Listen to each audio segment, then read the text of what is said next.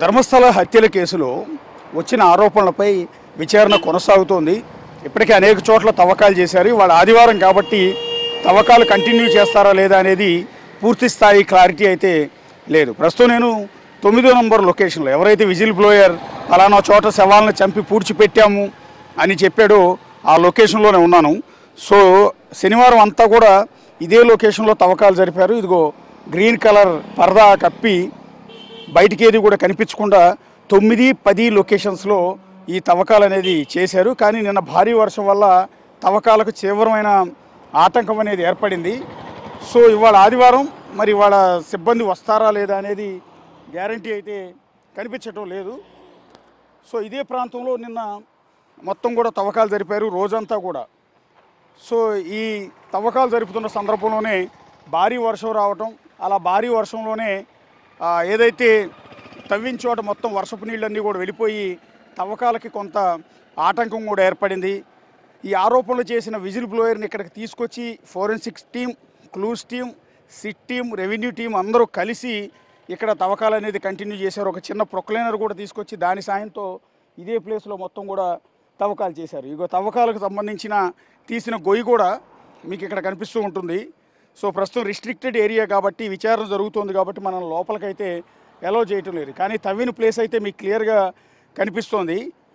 అయితే ఎముకలు లాంటివి కానీ, పుర్రెలు లాంటివి కానీ, అంటే మృతదేహాల ఆనవాళ్ళు కానీ ప్రస్తుతానికైతే ఇక్కడెక్కడా కూడా కనిపించలేదు. ప్రస్తుతం అయితే పోలీస్ సెక్యూరిటీని ఇక్కడ ఏర్పాటు చేయడం అనేది జరిగింది, ఎవరు కూడా లోపలికి వెళ్లకుండా. ఒకవేళ ఇది ఈ లొకేషన్లో ఖచ్చితంగా ఆధారాలు దొరికితే కనుక కేసులో సివియారిటీ అనేది చాలా ఎక్కువగా ఉండేది. మొత్తం టోటల్గా ఇక్కడ 4 లొకేషన్స్ ఉన్నాయి. ఏదైతే విజిల్ బ్లోయర్ చెప్పిన దాంట్లో 9, 10, 11, 12 లొకేషన్స్ అన్నీ కూడా ఉన్నాయి.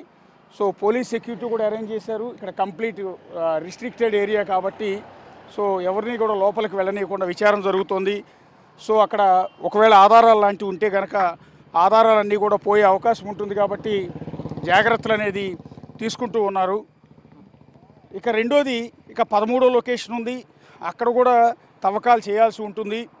కాకపోతే ఈ వర్షం ఇక్కడ ఏంటంటే నిరంతరాయంగా వర్షం కురుస్తూనే ఉంది.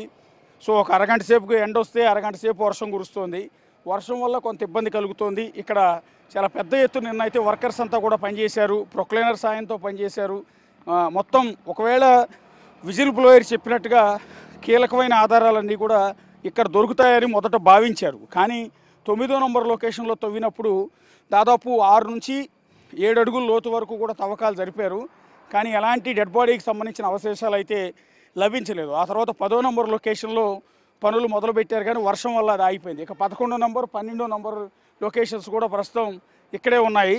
సో ఈ ఎదురుగా ఏదైతే పరదా కట్టుందో గ్రీన్ పరదా, ఆ గ్రీన్ పరదా అనుకున్న ప్రాంతం అంతా కూడా ఇక్కడే శవాలను పూడ్చిపెట్టామని అతను ప్రకటించిన నేపథ్యంలో అతన్ని తీసుకొచ్చి అతను ఇచ్చిన సమాచారం ఆధారంగా ఇక్కడ తవ్వకాలు అనేవి నిన్నంతా కూడా చేసే ప్రయత్నం చేశారు. వర్షం లేకపోతే కనుక నిన్న ఈ 4 లొకేషన్స్లో కూడా తవ్వకాలు జరిపి ఉండేవారు.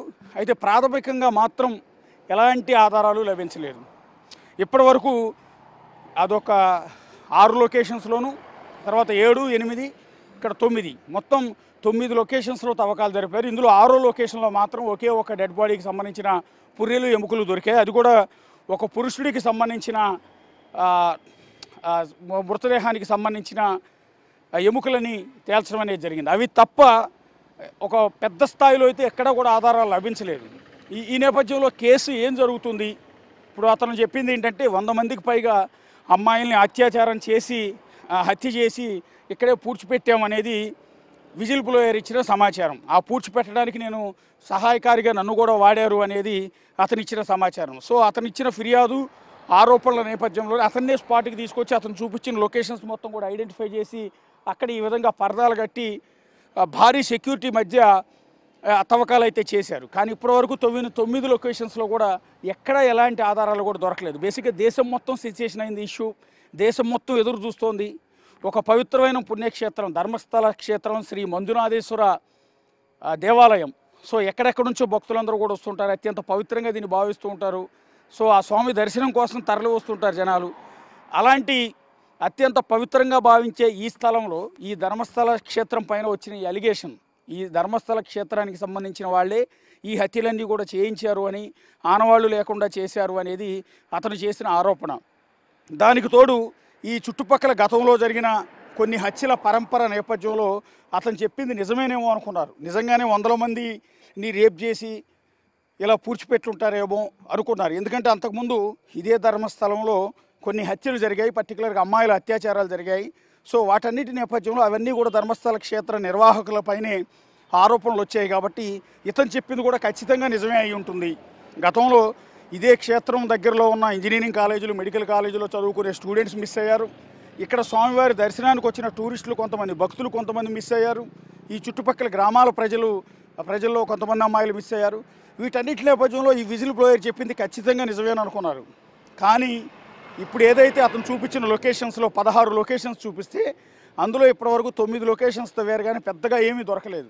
ఒకే ఒక్క చోట ఒక పురుషుడికి సంబంధించిన ఎముకలు, పుర్రె మాత్రం దొరికాయి. ఇక్కడ ఇతను చెప్తున్నది అమ్మాయిని చంపి పూడ్చిపెట్టారు అని.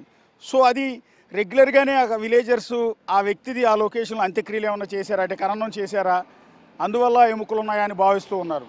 సో అందువల్ల పెద్ద సెన్సేషన్ అయితే ఏమీ లేదు. అందరూ అనుకుంటున్నట్టుగా పెద్ద దారుణాలు అయితే ఇక్కడ జరిగినట్టు ఆనవాళ్ళు అయితే ప్రస్తుతానికి లభించాల. మరి మిగిలిన లొకేషన్లో ఏమైనా దొరుకుతాయో లేదో అన్నది చూడాల్సి ఉంటుంది. సో ఇక్కడ అతను చూపించిన లొకేషన్స్ అన్నింటిలో కూడా ఈ డెడ్ బాడీస్ కనుక దొరకకపోతే, ఆనవాళ్ళు కనుక దొరకకపోతే రేపొద్దున అతను కూడా సమాధానం చెప్పుకోవాల్సిన పరిస్థితి ఉంటుంది.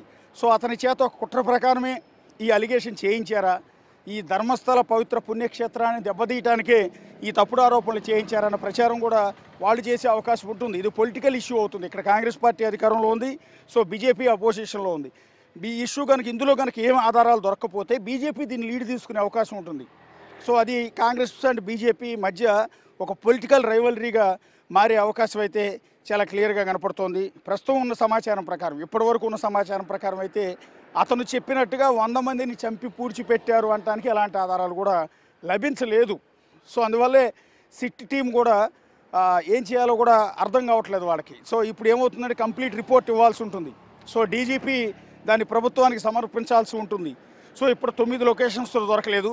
సో మిగిలిన 10, 11, 12, 13, 14, 15, 16 ఈ లొకేషన్స్లో ఒకవేళ డెడ్ బాడీ ఆనవాళ్ళు దొరికితే కేసు ముందుకెళ్తుంది. లేకపోతే కనుక ఇప్పుడు విజిల్ బ్లోయర్ అని చెప్పబడి ఆరోపణ చేసిన వ్యక్తి ఎవరైతే ఉన్నారో అతని మీద చర్యలు తీసుకునే అవకాశం ఉంటుంది. బహుశా అతను కూడా అరెస్ట్ చేసే అవకాశం ఉంటుంది. ఎంటైర్ వ్యవస్థలన్నింటినీ కూడా తప్పుదోవ పట్టించినందుకు, ఇంత పెద్ద ధర్మస్థల క్షేత్రం మీద తప్పుడు ఆరోపణలు చేసినందుకు అతని మీద కూడా యాక్షన్ తీసుకునే అవకాశం అయితే ఉంటుంది. Entire national media, local media, Kannada media, Malayali media, Tamil media, Telugu media మొత్తం కూడా ఇక్కడే ఉన్నారు. కానీ ఎవ్వరు ఇప్పటివరకు అయితే సిట్టు బృందంతో మనం మాట్లాడినప్పుడు వాళ్ళ నుంచి ఎలాంటి సమాచారం, ఎలాంటి క్లూస్ దొరకలేదని వాళ్ళైతే చెప్పేస్తూ ఉన్నారు. కెమెరా పర్సన్ రాజుతో కలిసి అశోక్, బిగ్ టీవీ, ధర్మస్థలం నుంచి.